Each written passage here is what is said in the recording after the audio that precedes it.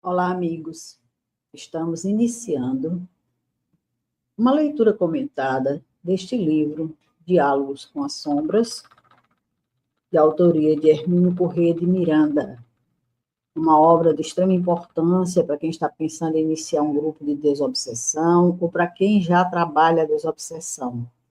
Importante para os trabalhadores terem conhecimento do conteúdo dessa obra, escrita por um pesquisador no campo da mediunidade, e que realizou por muito tempo a doutrinação, como nós chamamos, né, o diálogo com as entidades em reuniões de desobsessão. Então, o intuito é que aquelas pessoas que não têm o livro, ou que não conseguem ler no PDF, ou mesmo não têm o hábito da leitura, seja facilitado através dos vídeos que nós vamos colocar aqui. E, claro, uma leitura comentada, porque, como esse livro foi lançado no ano de 1979, nós vamos ver que vamos introduzir aqui e ali algum comentário com relação às situações trazidas. Mas esperamos que seja um livro que traga contribuição para vocês, no formato como vai ser apresentado, tanto para o grupo da nossa casa, que é o intuito maior, como qualquer amigo, qualquer companheiro que tenha interesse de assistir esses vídeos e, de uma certa forma, fazendo a leitura, acompanhando a nossa leitura. Então, vamos semanalmente produzindo esses videozinhos até a conclusão desse livro. E é claro que nós vamos começar pela introdução. Então, na introdução, o Hermínio Miranda já inicia dizendo: creio necessário declarar, no pórtico deste livro, que, a meu ver, nenhuma obra acerca dos aspectos experimentais do Espiritismo terá valor por si mesma, isolada do contexto dos 5 documentos básicos da doutrina espírita, isto é, o Livro dos Espíritos, o Livro dos Médiuns, o Evangelho segundo o Espiritismo, o Céu e o Inferno e a Gênese. É claro que a lista não termina aí, diz Hermínio.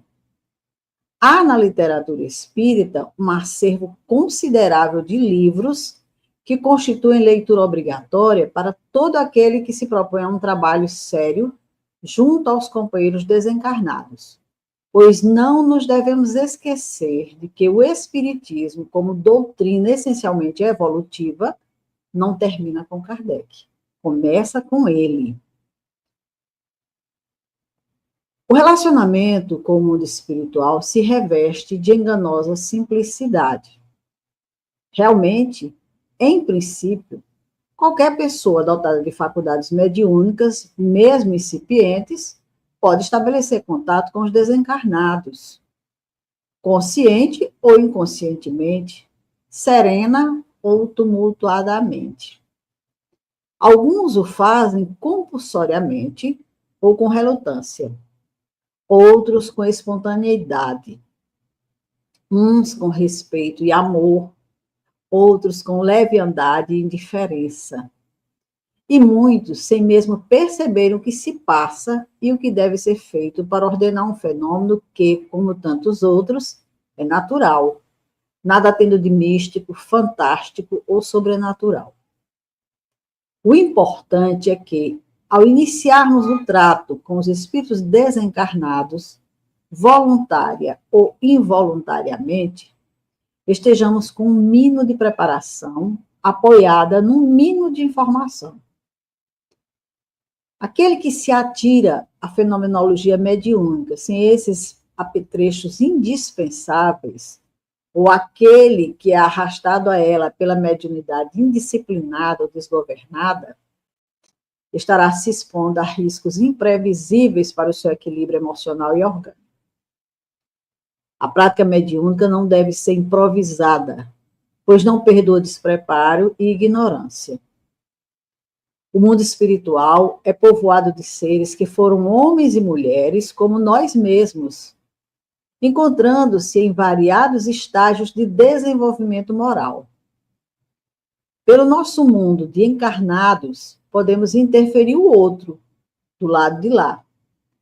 Ali como aqui, encontramos espíritos nobres e dotados de atributos morais avançados. Mas, igualmente, a massa imensa daqueles que se acham da média para baixo, até os extremos mais dolorosos do aviltamento moral, da ignorância, da revolta, da angústia, do rancor, da vingança. Como a base do fenômeno mediúnico é a sintonia espiritual, e como ainda nos encontramos todos em estados inferiores da evolução, nos afinamos com mais facilidade com aqueles que também se acham perturbados por desequilíbrios de maior ou menor gravidade. Isso não quer dizer, obviamente, que estejamos à inteira mercê dos espíritos perturbados e perturbadores. Velam por nós, companheiros de elevada categoria, sempre dispostos a nos ajudar. Mas não nos podemos esquecer de que eles não podem fazer por nós as tarefas de que nos incumbem, nem livrar-nos das nossas provações, e muito menos coibir os mecanismos do nosso livre-arbítrio. Podemos, evidentemente, contar com a boa vontade e a ajuda desses irmãos maiores, e, por conseguinte, com a sua proteção carinhosa, não à custa de oferendas, de ritos, mágicos, símbolos, trabalhos recomendados, mas sim com um procedimento reto, no qual procuremos desenvolver em nós mesmos o esforço moralizador, o aprendizado constante e a dedicação desinteressada ao semelhante. Nunca somos tão pobres de bens materiais e espirituais que não possamos doar alguma coisa ao companheiro necessitado, seja o pão ou a palavra de consolo e solidariedade. É com estas atitudes que nos asseguramos da assistência de irmãos mais experimentados e evoluídos, não para nos livrar das nossas dores, nem para cumprir mandados nossos ou atender às nossas menores exigências e súplicas, mas para nos conceder o privilégio da sua presença amiga, da sua inspiração oportuna e da sua ajuda desinteressada naquilo que for realmente proveitoso ao nosso espírito, e não naquilo que julgamos, ou seja, nunca é demais enfatizar que a organização de um grupo de trabalho mediúnico começa muito antes de dar-se início às tarefas propriamente ditas, com o estudo sistemático das obras básicas e das complementares da doutrina espírita, as de Allan Kardec, Leon Denis, Gabriel Delane, Gustave Gelei e certos trabalhos de origem mediúnica, como os de André Luiz. E aqui nós incluímos, porque ao tempo ainda não existia, os livros do Manuel Filomeno de Miranda. Muita ênfase precisa ser posta no estudo dos escritos que cuidam do complexo problema da mediunidade, suporte indispensável de toda tarefa programada. Assim, é preciso insistir. A formação, o nascimento de um grupo é muito importante e deve ser cercado dos mesmos cuidados que precedem à formação ou ao nascimento de uma criança, ou seja, a educação dos pais. Estamos preparados para a tarefa? Desejam o filho? Dispõem-se aos sacrifícios e renúncias que o trabalho impõe? Estão conscientes das suas responsabilidades, dos percalços e das lutas que os esperam? Para que desejam o filho? Sonham fazer dele um grande homem no sentido humano, forçando-o a uma tarefa acima de suas forças, para a qual não esteja preparado, ou se dispõe a criar condições para fazer dele um ser digno, pacificado e amoroso? Estão prontos a receber a tarefa com humildade? E, acima de tudo, estão prontos e dispostos a se doar integralmente, sem reservas, ao amor ilimitado, sem condições e sem imposições? O amor não exige recompensa. O amor, dizia Edgar Cayce, não é possessivo. O amor é. Se estamos com essas disposições, podemos começar. E começar pelo planejamento, e não pela execução atabalhoada e sem preparo. examinaremos o assunto por partes e com as cautelas devidas. Voltaremos às questões que formulamos acima ao comparar o grupo nascente com o filho. Antes, ainda no corpo dessa conversa inicial, uma observação de caráter pessoal. Ao planejar a elaboração deste livro, julguei necessário uma pequena introdução que situasse a obra em seu contexto próprio. Não foi preciso descrevê-la, pois já estava pronta.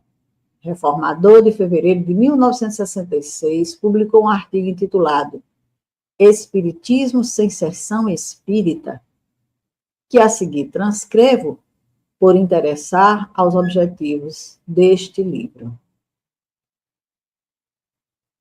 Vamos ao artigo. Encontramos, às vezes, confrades que não gostam de frequentar sessões espíritas. As razões que os levam a essa decisão, creio eu, são respeitáveis, pois cada um de nós sabe de si e do que, modernamente, se convencionou chamar de suas motivações.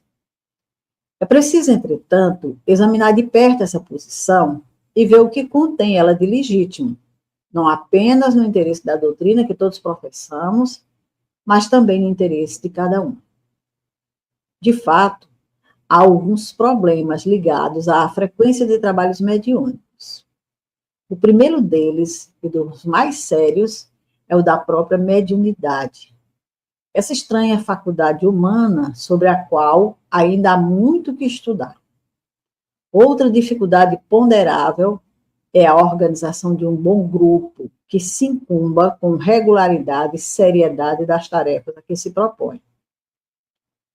Há outros problemas e dificuldades de menor importância, mas creio que basta considerarmos aqui apenas esses dois, que não é pouco. A análise das questões mais complexas quase sempre começa pelas definições acacianas, e de vez em quando é bom a gente recorrer a velhos conceitos para iluminar obstáculos novos. O espiritismo doutrinário nasceu das práticas mediúnicas.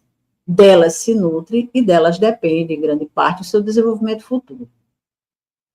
O intercâmbio entre o mundo espiritual e este somente assumiu expressão e sentido filosófico depois que Kardec ordenou e metodizou os conhecimentos adquiridos no contato com os nossos irmãos desencarnados. Parece claro também que o equacionamento e a solução das grandes inquietações humanas vão depender cada vez mais da exata compreensão do mecanismo das relações entre esses dois mundos, que, no final das contas, não são mais que um único em planos diferentes. Logo, a prática mediúnica é não apenas aconselhável, como indispensável ao futuro da humanidade. Convém pensar também que a própria dinâmica da doutrina espírita exige esse intercâmbio espiritual, em primeiro lugar, para que se observe e estude o fenômeno da mediunidade, suas grandezas, os riscos que oferece, as oportunidades de aprendizado e progresso que contém, não apenas para o médium, mas para aquele que assiste aos trabalhos e dele participa. É claro que a mediunidade tem um mecanismo muito complexo, e até agora poucos foram cientistas dignos desse nome que se dedicaram realmente a fundo e com a mente desarmada de preconceitos ao estudo dela. Mas, se não a observarmos em ação, como poderemos almejar compreendê-la um dia? Só aprendemos a nadar pulando dentro d'água, sob a orientação de quem já tenha a respeito noções satisfatórias. Se é incompleto o conhecimento sem a prática mediúnica, também o é o exercício desta sem o estudo daquilo que já se sabe sobre o fenômeno. Evidentemente, precisamos estar atentos ao puro mediunismo sem objetivos mais elevados, como também ao animismo de certos médiuns mais interessados nas suas próprias ideias que na transmissão daquilo que recebem dos companheiros desencarnados. Há risco, sim, de mistificações por parte de pobres irmãos carentes de entendimento, de aceitação de inverdades sutilmente apresentadas sob fascinantes roupagens, de aflições, embora passageiras, causadas pelo desfile das angústias de irmãos sofredores. Será, porém, que isso constitui motivo para nos privarmos das recompensas do aprendizado, das alegrias que experimentamos ao encaminhar às trilhas da paz um espírito em crise? Há um universo a explorar. Há uma humanidade inteira clamando por ajuda, esclarecimento, compreensão e caridade no chamado mundo espiritual. Seus dramas e suas angústias não são puramente individuais. O espírito que erra invariavelmente prejudica alguém mais. Os erros que cometemos prendem-nos a uma cadeia de fatos e de seres que se estende pelo tempo afora. Nunca o drama de um espírito é apenas seu. Há sempre nesta vida, ou em algumas das anteriores, elos que nos ligam a outros seres e outras dores. Aquele que odeia, muitas vezes já está maduro para o perdão. Basta uma palavra serena de esclarecimento, um gesto de tranquila compreensão para libertar não apenas o seu espírito da tormenta do ódio, mas também o irmão que ele sofre as agressivas vibrações provocadas por antigas mágoas. Aos que ainda desejam vingar-se de antiquíssimas ofensas, mostramos a inutilidade do seu intento e os novos problemas com que virão agravar o seu futuro. Ao que ainda se prende a superadas teologias, ajudamos a compreender a nova realidade que tem diante de si. A todos os que erraram, consolamos com a nossa própria imperfeição e com a certeza da recuperação. Os que já atingiram elevados patamares de conhecimento e amor, ouvimos-los com admiração e proveito. Muitos nos buscam apenas para trazer notícias das suas próprias conclusões, da nova compreensão diante desse mistério sempre renovado da vida. Multidões de seres que aqui viveram inúmeras vezes como criaturas encarnadas, lá estão à espera de ajuda. E, no entanto, não são tão poucos os grupos que se dispõem a esse trabalho que tão altos dividendos pagam em conhecimento e progresso espiritual. No exercício constante dessa atividade, vemos cada vez melhor solidez na palavra da doutrina que nos legaram os espíritos através da luz da inteligência de Kardec. Crentes ou descrentes, católicos ou protestantes, todos nos vêm confirmar as verdades mestras do Espiritismo, as de que o espírito sobrevive à morte física, de que reencarna, de que progride e aprende, tanto na carne como no espaço. De que as leis universais são perfeitas, iniludíveis, mas flexíveis, pois exigem reparação, ao mesmo tempo que fornecem os recursos para o reencontro do espírito com seu próprio destino. Nos dramas a que assistimos nas sessões mediúnicas, aprendemos a contemplar a transitoriedade do mal, a amarga decepção do suicida, a crueza do arrependimento daquele que desperdiçou seu tempo na busca ansiosa das ilusões mundanas, a inutilidade das posições humanas, o ônus terrível da vaidade, a tensa expectativa de um novo mergulho na carne redentora, na qual o espírito fica, pelo menos, anestesiado das suas angústias.